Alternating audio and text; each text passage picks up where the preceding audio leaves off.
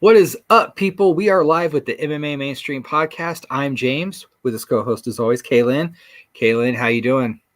Good. It's Friday again. Of course. A kind of a non-exciting week of stuff going on in the world of MMA, but there are a few things we can go ahead and discuss. But first, we're going to talk about our picks from last week with the UFC. Max Holloway versus wow. I heard it. Yair Rodriguez. And that was it. That was a good fight. But first, we're going to start with the bottom of the main card. We had Sonya Don versus Popup his name. I forgot what his name was. Arce. Arce. Yeah. Yep. Julio Arce, I believe. I think so. Let me double check. Yeah, Julio. It was on the bottom there. And Sonya Don came out. Whoo! That was interesting. In the beginning round was a little uneventful, I thought. Completely agree. They were throwing some strikes, but nothing crazy. And then the second round, he landed those good ones there.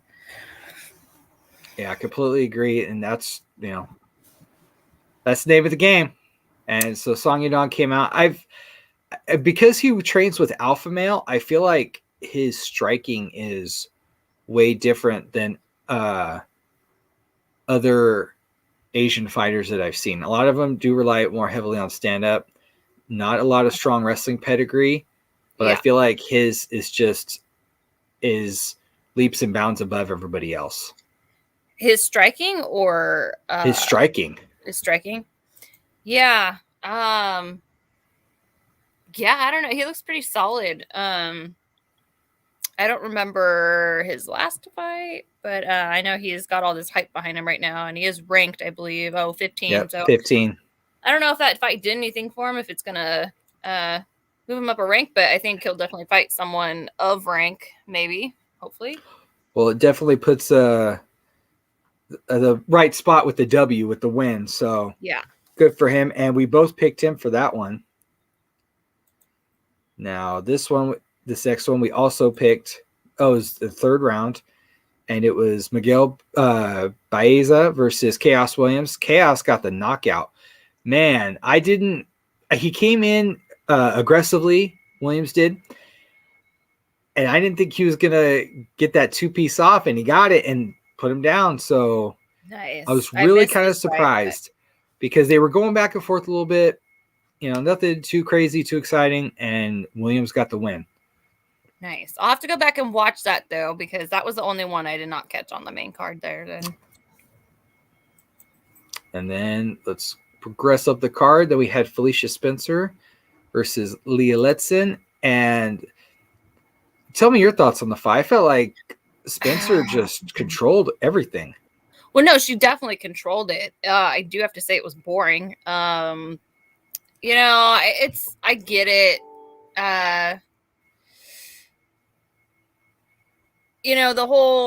The clinch game, is a very good way to control an opponent and to stop, the strikes of the opposite opponent. It is boring, however. Felicia Spencer is that kind of fighter. I'm not saying she's a boring fighter, but she does clinch and control a lot, and she gets on the inside, and that's how she gets her control normally that way. Throws a bunch of elbows and knees. I don't know.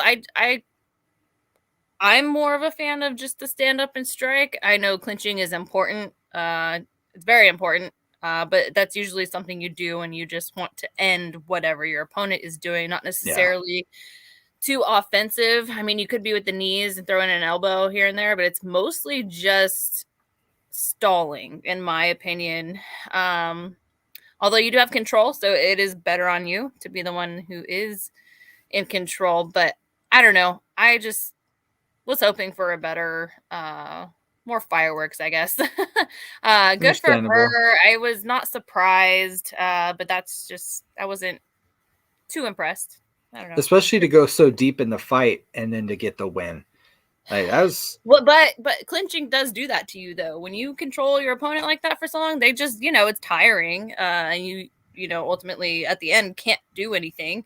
So that was a bit, I don't know if that was her strategy. Maybe it is. It's usually her strategy, I feel like. So she got the win, which is good for her. It wasn't that exciting. So I don't know. I'm not too anticipated to see her next fight. I don't know. Yeah, we'll definitely see what happens and who they match her up with and just go from there. Okay, on to the next. Yeah. As we progress up the card, we have a heavyweight bout that was 32 seconds. And we chose wrong. We picked Big Ben Rothwell, and it was actually Marcos Rogerio de Lima that got the win in 32 seconds. Yeah. He just came in with punches and bunches and just finished Rothwell. Weird stoppage though. Did you think it was a weird stoppage? Because Herb Dean was a ref, I think, and Ben Rothwell was getting his head knocked off with all those punches landing, but Herb Dean kind of stepped in and stepped out, and then they went to the ground because he was pretty much done falling over, and then he runs up and said, "Oh, I called it." I'm like, what? I mean, he didn't do a really good job of like stepping in, like getting in the way. Yeah, I did think that was kind of weird a little bit, but also, I mean, Rothwell, it was rocked at that time, but then came to immediately, so it could have been a flash KO. But he was on his way to getting KO'd, like not flash, but it was on its way. I don't know, the way he took those punches, I'm like, he's definitely knocked out in some kind of way, and then fell over, but grabbed him too on the way down. So it looked like he was trying to wrestle, although I thought he was pretty much knocked out. But the ref kind of let that go for a little bit and then stepped in and said that he had already called it. This is over. Yeah. Right, but I didn't hear him call it when he said he already called it. So, I mean, whatever. I like Herb Dean, but same. Ben Rothwell's head, I felt like was going to get knocked off of it. I think Bisping said that also. I'm like, that's exactly what I was thinking too. We got a comment from Carla Gracie. How you doing, man? He says, hey there. We're doing good. We're just doing the show. Hope you're having a good one. All right. And Brazilian. I mean, he's a Brazilian dude. He's a monster. He knows what's up. Yeah. That guy is a monster. And then I'm really interested to see who he fights next, though. That would be interesting. Ben Rothwell, he's more of a gatekeeper now, unfortunately. Yeah, he is. So who do you think they should match him up with? Anybody. I don't know. Someone in the top. Maybe top 15? Top 15 for sure. Yes. Top 15 All right. For sure. And then in the main event, we had Max Holloway versus Yair. If I can pronounce it right. Yeah. Yair Rodriguez. And this was a really entertaining fight. I will say this. They threw it all in there. And it was ranked 1 versus 3. Yeah, but close fight. I'm not surprised at all. This is the kind of fight that Max Holloway puts on just about every single fight that he has. I'm just wondering, how much longer can you keep putting on wars like that? How many more do you have left? I was really concerned about his leg because Rodriguez has he's known for his really good leg kicks, and he was tearing that leg up for sure. Also threw a lot of head kicks and landed. Max Holloway's pretty tough, so he didn't get knocked out. But a lot of those strikes landed hard. Those it's not good to take all those strikes all the time, every single fight. And every single one of Max Holloway's fight is like, oh, fight of the year, big war. It's like, yeah, okay. When, I don't know. I was kind of hoping he'd maybe finish a little bit quicker, but it's just his thing to just go into these drawn out wars. I don't know. He's been doing that for a long time. I'm a little concerned how much longer you can do that. But all the opponents also, like Yair, are getting tougher also. Did you see Rodriguez's foot after the fight? Yeah, I did. That has to be broken. That has to be broken. Has to, because that was too swollen to not be something wrong. I feel like that's a broken foot picture there because the bruising was just crazy. I think it broke maybe the top of his foot. And I think for a while I saw him throwing these crazy kicks that were kind of landing, but they're landing like on his elbow and forearm, which could be really hard on your feet. Half of my foot injuries come from kicking someone's elbow. So that's just, I can't imagine. What I'm thinking is he may have broke the top of his foot because you can do that really easily. And I did see a few of those kicks land like that, and you could hear it too. I'm like, that would definitely hurt my leg and foot and whatever else that came in contact with. So definitely probably a broken foot there, but his kicks are crazy. His head kicks are really fast. They landed clean on his jaw a few times, and I'm like, I don't think I've ever seen someone take that many kicks to the head like that before. Right. Even punches, like punches were clean. They had a few good exchanges where Max actually came back with his own punch and did the same exact thing that he did to him a couple times over. So it was interesting, and I think most of that was in the first round. I know the later rounds got a little slower. It was still entertaining, got a little slower because you could tell that they were a little gassed, I think. But it was 5 rounds, so yeah, it was definitely I can understand why it was such a close fight. I did give it to Holloway as well. Of course, he was our pick, so thank goodness he got the win. But honestly, it was so close with those kicks. Yeah, Rodriguez, it really was. So that did damage, on top of the numbers. I don't remember what the numbers were exactly on punches landed and stuff like that, but I don't know if that shows up there. It shows significant strikes and total strikes. Okay. So yeah, I mean that was a lot. God, that's crazy. Yeah, it was a really entertaining fight. I thought it was a great fight because it was close. Yeah, that's for sure. Especially for a fight night. Made that fight card for sure. Agreed. It was on so early though. Isn't that weird that they're doing that? I wonder what ESPN had going on after that because this was in Vegas. It could have been college football. Probably. Yeah. Like that would probably be the biggest draw for them. Yeah, probably. Because I'm like, this is Vegas. Why is it on at 10 in the morning? Right. Yeah. All right. Well, our picks for that, because we picked all the same picks, we went 4 for 4. Nice. So that is what it is for that. Now we're going to move on to Bellator because that was also last week. And you went perfect. You went 4 for 4. Nice. I did not. So let's talk about that. Yeah. You picked Linton Vassell, and I picked Tyrell Fortune. I thought Fortune would get it. Fortune's been performing really well as of late and lost the decision. And then, this guy has a crazy record as well, though. That's true. That's true. The fight record, he has way more experience. But I was thinking, like, man, this guy's Fortune has more high-profile fights. Right. Yeah. And I was just way wrong, clearly, because he lost. And then Aaron Pico versus Justin Gonzalez. I didn't realize I had picked Justin Gonzalez.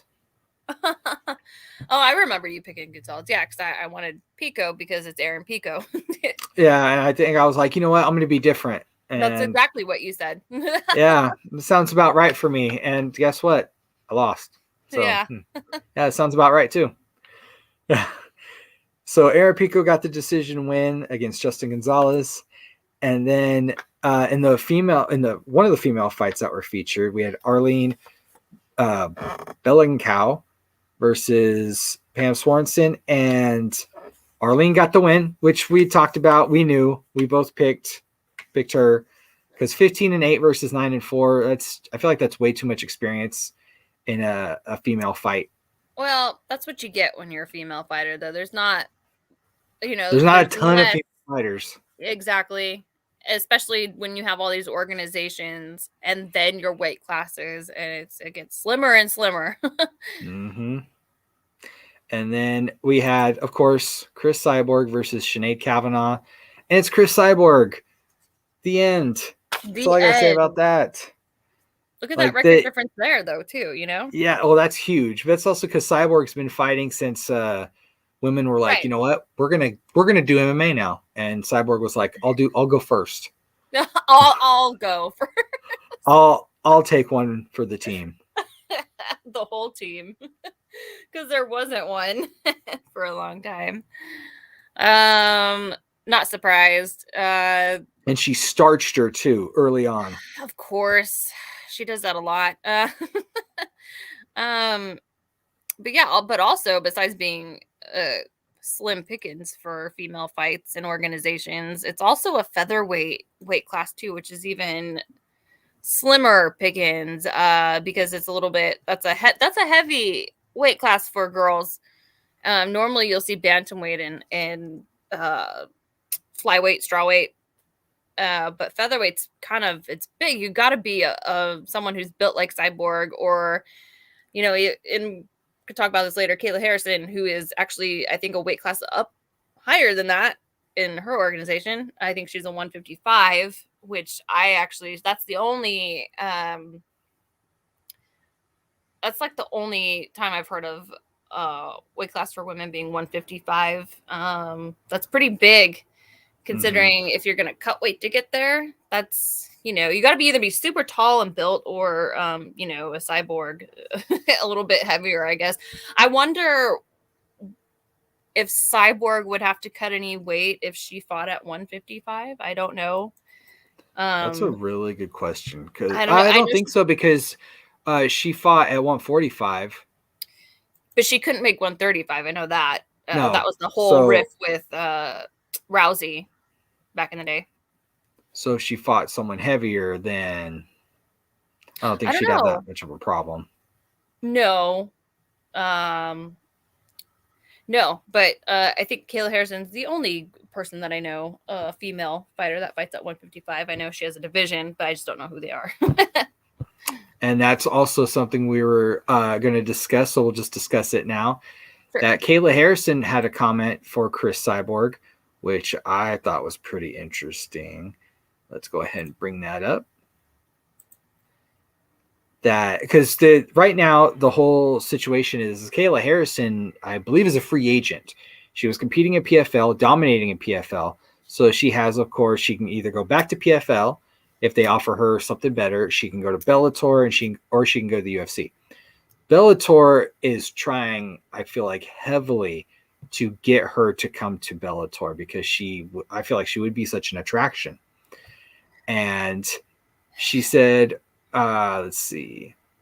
My first impression was she's not as big as I thought she was going to be, as Harrison was.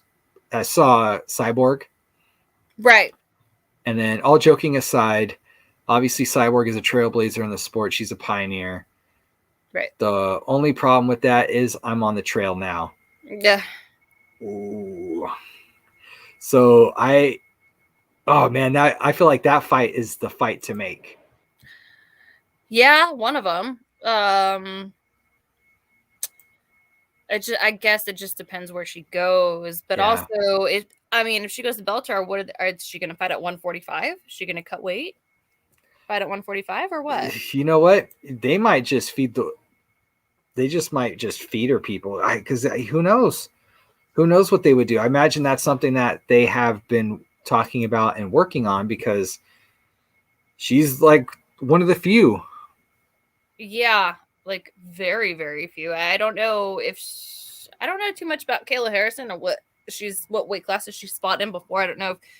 Obviously, I don't think 155 is the only weight class that she's fought in. I just wonder if she would cut weight to make 145 to fight featherweight in any division in Bellator or UFC. If she can do it, why not? Oh, for sure. I just don't know what. I mean, she's getting rich being in PFL. That's true. Those $1 million checks. Yeah, I don't know where she would want to go, but I think maybe her motivation probably wouldn't be money, because I've seen some interviews. I think it's now. I feel like now it's competition, because she's already won so much. Yeah, I think she's bored of the options out there, and Cyborg, or I'd say Nunes also. I think she even trains with her. I've seen a few pictures. Would be interesting fights. I think she'd be one to dethrone Nunes for sure. All right. Freak show fight. You ready?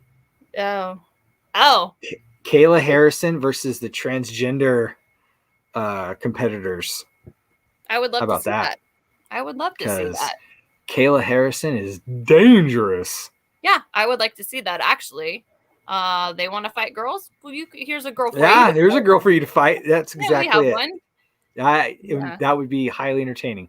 Hey, Triller, I don't think you're watching, But yeah, let's put it out there. Because I feel like Triller would be more than willing to be like, oh, yeah, you know what? It's a good idea. Maybe Bellator. They're willing to take anyone that wants to fight. I feel like. That is very, very true.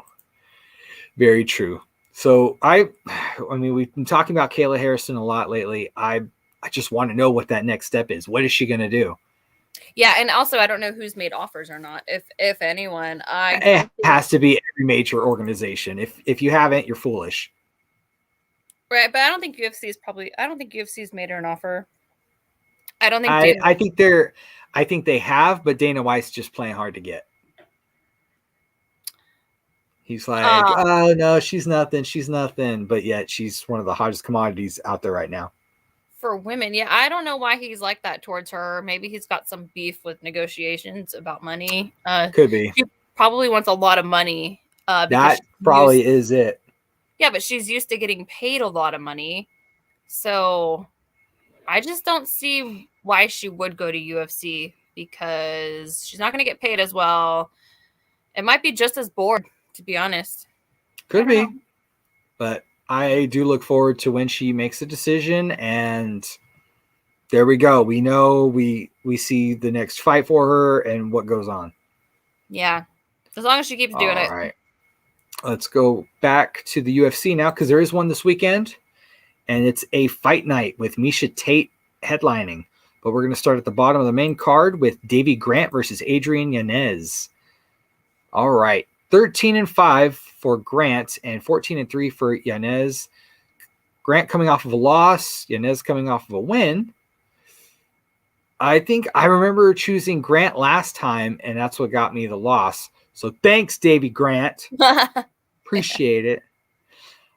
I don't know, like close to similar records. Grant has suffered a few more losses, but the previous fight before his last fight really surprised me, and that's why I chose him last time. But I think I'm going to go with Yanez on this go around. Yeah, I'm going to pick him too. All right. Let's go ahead and just progress up this card as we have Ronnie Yaya. Yeah. 27, 10, 1, and 1 no contest versus, I'm not sure if it's Young or Kyung. I think it's Kyung. Ho Kang. Yeah. Kyung Ho Kang. Yeah. Who, honestly, no lie, like, okay, I love martial arts movies. And I feel like people have fought him before as a bad guy. Like, he is the villain I have seen in multiple movies. Just being honest. Yeah, I could picture him with like a long coat and a machine gun in his hand. Exactly. And just a badass fighter. And I also dig the nickname, Mr. Perfect. He's 17-8 with 1 no contest. I think he's making his debut. Oh, no, he's not. It just doesn't show. No, he's fought before. It just doesn't have what his last fight was. Thanks, UFC. And I think it was a long time ago, too. At least a couple years. I could be wrong, but I think it's been a while. He does have the reach advantage. Quite substantial in reach. 67 versus 73. They have him at 150, though. That's true. Maybe that's why it's not showing up. I wonder what he was. Maybe a 145 driver. I don't know. All right. Who are you going with? Ronnie Yaya, for sure. Are you basing that off experience? Yeah, and also he's a good fighter. I've seen him fight a few times. I remember him. I have too. Cards. But you know what? I'm going to go with Kyung Ho Kang. Okay. That dude, it just seems badass. That seems like a dude I want to hang out with. Yeah. I'm going to be honest. All right. Now we have the female flyweight bout. We have Joanne Wood versus, and it didn't pop up, versus Talia Santos. Number 5 versus number 10. It's Joanne Calderwood. What the fuck? Calderwood? It says just Joanne Wood. It's Joanne Calderwood. God, wow, that sucks. Damn, she's been around for so long. The pooch on that. Yeah. And then where's this other Taylor Santos? I'm picking JoJo for this one. She's good. She's always been good. She just hasn't gotten to the top yet. But I remember watching her on The Ultimate Fighter. She was on The Ultimate Fighter female season, one of those seasons. So she's been around for a while. Although her opponent does have a better record, a lot better. I know record. that's where I am stuck because, yeah, a fight record like that, but Joanne could have the better. She has better opponents. She's better opponents. That's exactly it. I don't think that 18-1 is a UFC record. Because I don't even remember this girl, so she obviously I don't think she's been on that many fight cards of UFC. All right, so you pick her. You know what? I'm gonna go with Santos anyways. Well, what weight is this 135? Because let's I think it's flyweight. So let me double check. Yep, flyweight. So 125. Okay. All right. Oh, So yeah, okay. Joanne's probably gonna have to cut weight, so that might be harder on her. Yeah, but she might come out with a victory on this one, though. All right. Well, I hope not. I hope Santos does because that's who I picked. Okay. So, and then we have Michael Chiesa, who I saw numerous times in what I thought was a hilarious commercial with Justin Gaethje, but then I proceeded to see it every time they went to a commercial. Oh, I know. They pick one and just go with it for the whole night. And I'm like, that was funny, but if you could mix it up a little bit, man, like, geez. It's not weird. Yeah. He's on the card and he's fighting. It didn't populate again. He's fighting Sean Brady, number 14 versus number 6. Yeah. Chiesa's pretty high up there with 18-5. 14-0. Versus a perfect 14-0. Chiesa is also coming off of a loss, whereas Brady has never lost. Right, but I'm going to pick Chiesa because he is good. The vet. Yes, he is. He's fought in a lot of good people. He's won a lot of fights. He's lost a few, but they weren't too, any bad You know fights. what? I'll go with that. So I completely agree with that. But if Brady wins, I get it. That is, I don't know. That would be a very big accomplishment for Brady to win over. I know he's a perfect record, but Michael Chiesa is a different type of animal. That's very true. Yeah. And now we have the main event with Kaelyn Vieira. Kaelyn, yeah. Okay, I did say that right. I'm like, haha. Kaelyn, no, yeah, Vieira versus Miesha Cupcake Tate. Yeah. We have 11-2 versus 19-7. Vieira's coming off of a loss. Miesha Tate is coming off of a win. I believe her last win was against Marion Renault back in. Ooh, was that July? Not that long. No, I think it was more recent than that. July wasn't that long ago. Well, it's November. Yeah, so you saw the gap. Maybe August, September. Maybe it's set for July. But it's been a few months, but that was her last victory. Coming back from a basic, she had retired, but she just started a family. So, and then she came back. We have 11-2. Yeah, I already said that versus 19-7. Miesha Tate has a wealth of experience. Well, yeah, she's started the whole thing with Rousey, and she was in Strikeforce. So I'm picking her for sure. I just think she has way more skill. I know Kaelyn Vieira has been around too for a while, but I actually don't even. Besides the rankings, I'm like, why'd they match this up? Like, Miesha Tate could fight a higher ranked opponent to be more, get some more excitement. I completely agree with that. Yeah, but although I don't know what kind of deal Miesha Tate has with Dana White, I'm sure she doesn't want to just jump into the top 5. She's gonna work her way up there and. Which is fine because I feel like with that fight with Renault was for her to shake off the ring rust. It was like a warm-up fight. Yeah. Yeah, but also not an easy fight. But no fight in the UFC is really an easy fight. Let's be honest. But Renault had also been around for just as long. I feel like. Yeah. But Kaelyn Vieira, she's tough too. But I think Miesha Tate's going to take this one just because it's her. I completely agree. She's really well-rounded. So I think she's going to get this one. I was kind of hoping she'd fight someone higher ranked for her next one, but maybe it's another warm-up there for her. I don't know. Yeah. Well, we made our picks. And so we'll see what happens tomorrow as they compete. I hope this card's great. I mean, the fight night cards, I'm not the fight it. night card. Yeah, I'm not super excited about it. Maybe one or two fights. Yeah. But the fight night cards, I feel like go in waves. But I don't mind it because there's so many fighters that they have that they're like, all right, we got to get these guys competing. Got to do something with them. Yeah, exactly. Yeah. So I completely understand that. And I know. Funny. I think it's funny that they have, like, I noticed they'll have a bunch of fight nights in a row and they're kind of boring. And then all of a sudden we'll have all these pay-per-views that are really stacked exciting. Fight card, yeah. And now we're going back down to the free fight nights with, it's the holidays. True. I mean, the next pay-per-view is next month. I believe it's next month. Yeah, it'll be next month. Far away. But yeah, next month. It's on the 11th. All right. And we have a retirement. Apparently, Al Iaquinta is retiring from MMA. He says, quote, this shit's not worth it. There we go. Let me direct quote it. This shit's not worth it. Well, when you're at a point in your career where you're getting older, you're not winning, you've already fought the best of the best because he's been around for a long time and he is good.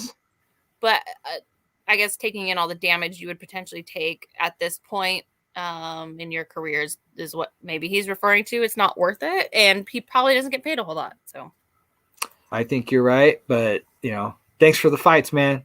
We appreciate it. And now Justin Gaethje is getting into the mix after he just came off of his win of Michael Chandler.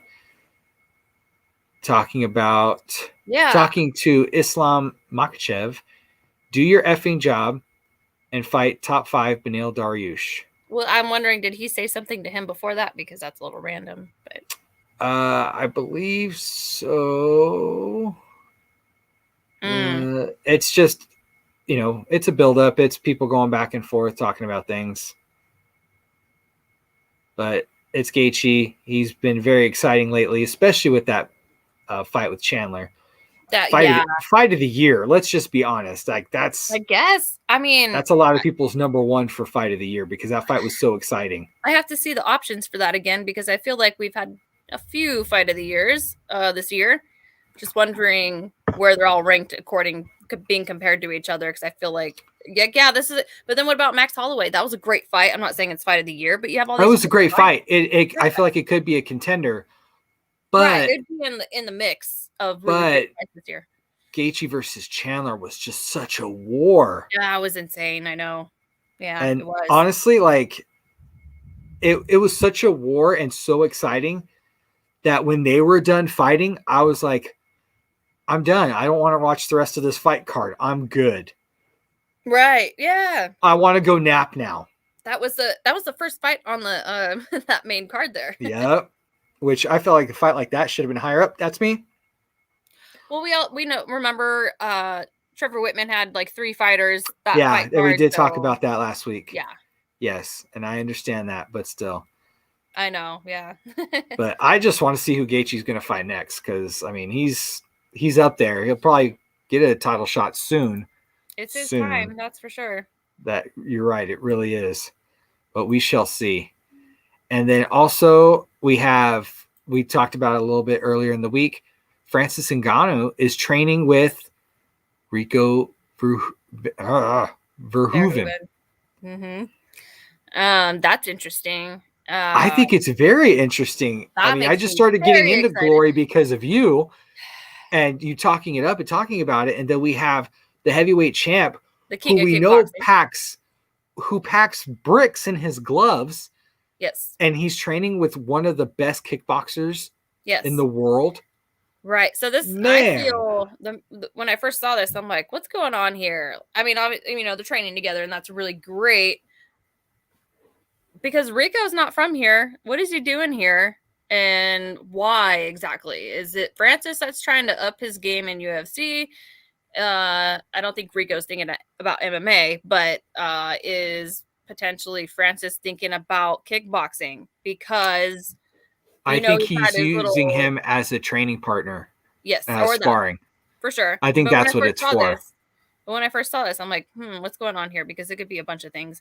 I don't think because Francis has always mentioned, oh, I'm going to go to boxing. I'm going to do this. I'm going to do that because I want more money and Dana White's not paying me, whatever the reason was. And I'm like, well, there's a king of kickboxing, both heavyweights. Maybe he's trying to make a go at kickboxing. I don't really think so. No, I think it's just to step up his striking game even better. Yeah.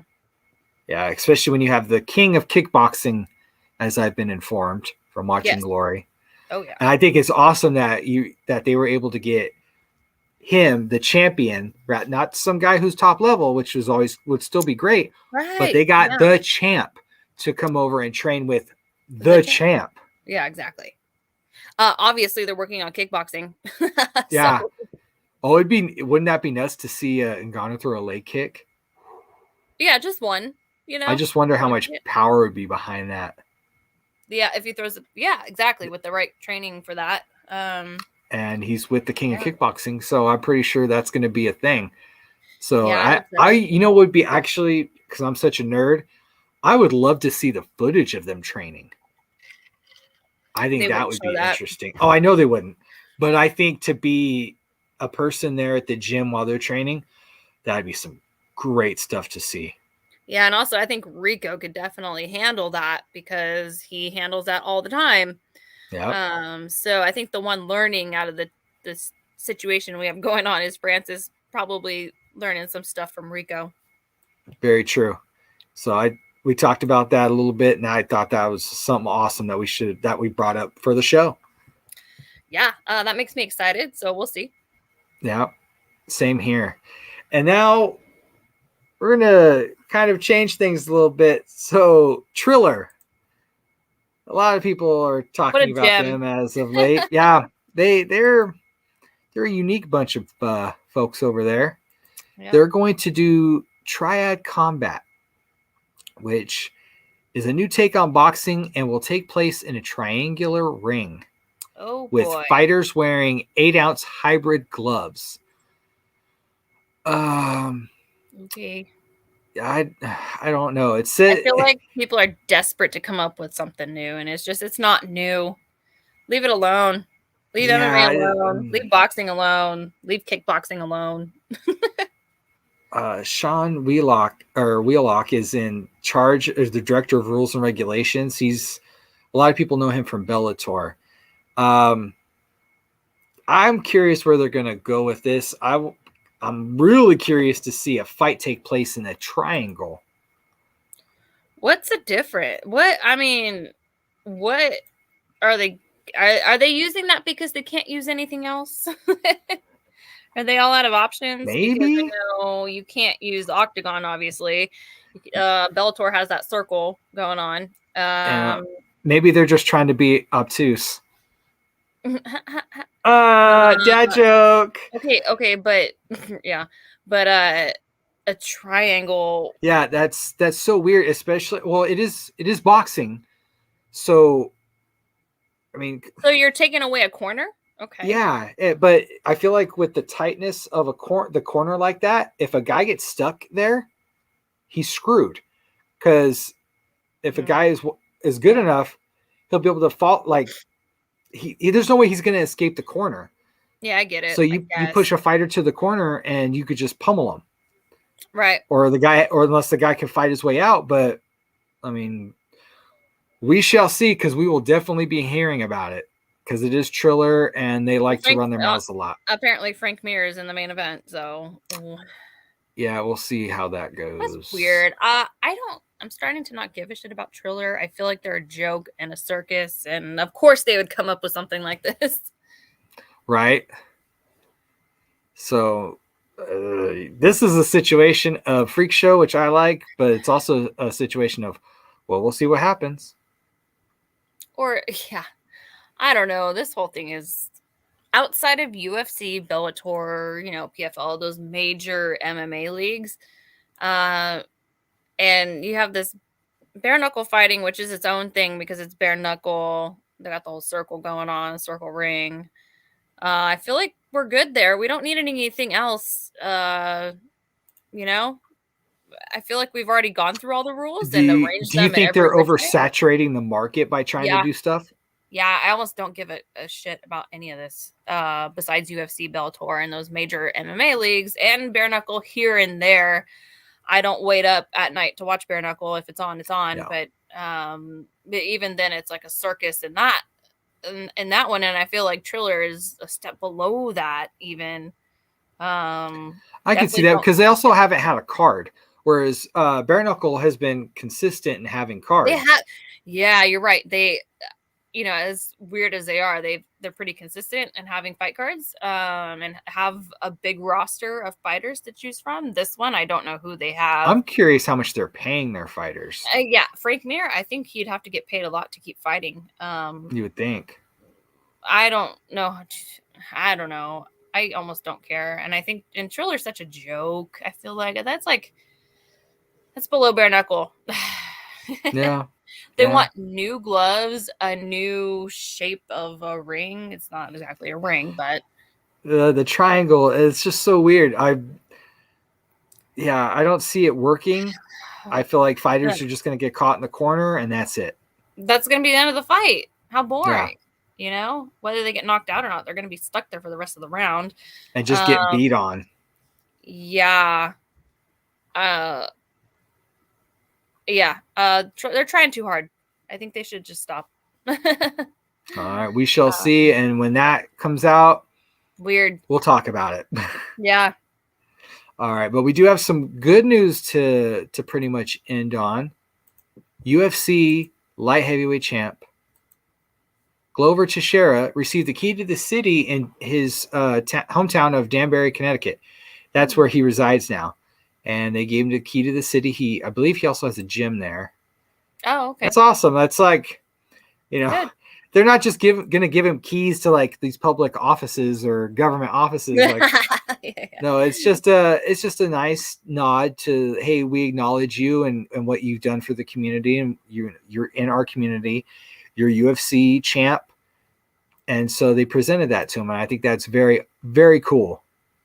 Yeah, also got a parade there too. That's pretty cool.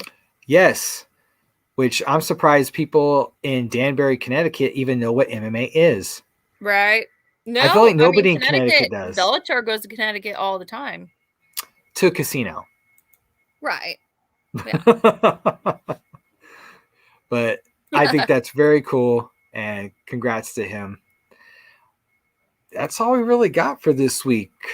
Not too much. Nothing crazy going on this week. I mean, Mayhem's probably locked up still. So, that dodged a bullet there. There's nothing going on next week because it's Thanksgiving. So, folks, have a happy Thanksgiving. Is there anything else you want to add, Kaelyn, to the show? No, I have nothing. Yeah, nothing? I got nothing. I guess that's it for us. All right, folks. Thank you for joining us here on the MMA Mainstream Podcast. We won't see you next week, but we'll see you the week after.